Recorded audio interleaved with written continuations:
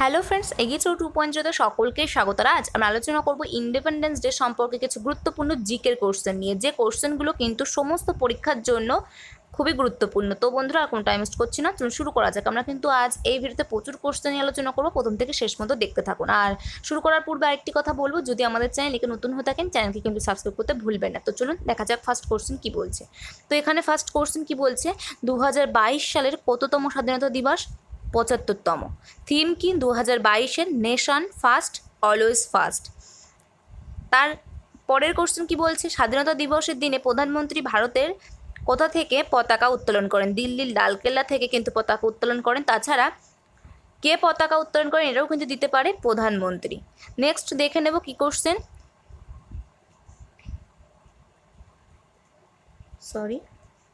তো এখানে কি বলছে, প্রধানমন্ত্রী নরেন্দ্র মোদী নাগরিকদের বাড়িতে তেরঙ্গা রাখার আহ্বান জানিয়েছেন। এই প্রচারণার নাম কি? হার ঘর তেরঙ্গা এর সঠিক অ্যান্সার। নেক্সট, ভারতবর্ষ কার কাছ থেকে স্বাধীনতা পেয়েছে? ব্রিটিশদের কাছ থেকে কিন্তু স্বাধীনতা পেয়েছে ভারতবর্ষ। নেক্সট, জওহরলাল নেহেরু প্রথম কোথায় পতাকা উত্তোলন করেছিলেন? 15ই আগস্ট 1947 সালে। তো ওটা সঠিক অ্যান্সার হয়ে যাবে রেড ফোর্ট। নেক্সট কোশ্চেন দেখে নেব কি বলছে, ভারতের জাতীয় সঙ্গীত প্রায় কত সময় ধরে গাওয়া হয়? সঠিক অ্যান্সার কিন্তু 52 সেকেন্ড। নেক্সট, ভারতের ন্যাশনাল অ্যান্থেম কে লিখেছেন? তো সঠিক অ্যান্সার রবীন্দ্রনাথ ঠাকুর।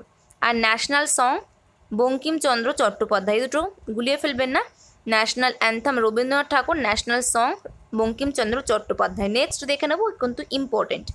নেক্সট দেখে নেব, ভারতের জাতীয় পতাকার শিল্পী বা চিত্রকার কে?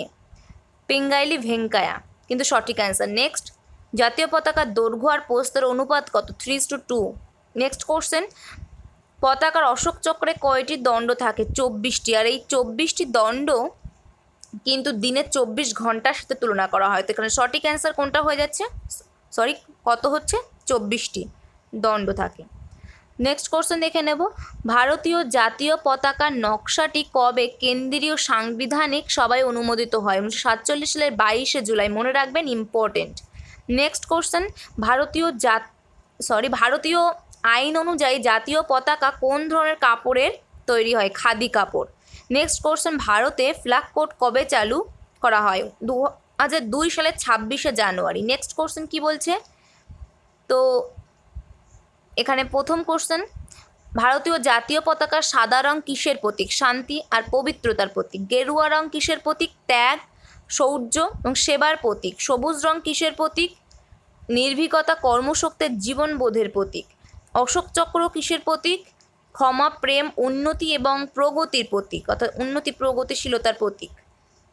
তো এই যে রং, সেই রঙের প্রতীকগুলো আমরা দেখে নিলাম। নেক্সট কোশ্চেনে চলে যাব, ভারতের জাতীয় প্রতীকে খোদিত সত্যমেব জয়তে কথাটি নেওয়া হয়েছে কোথা থেকে? মুন্ডক উপনিষদ থেকে কিন্তু নেওয়া হয়েছে।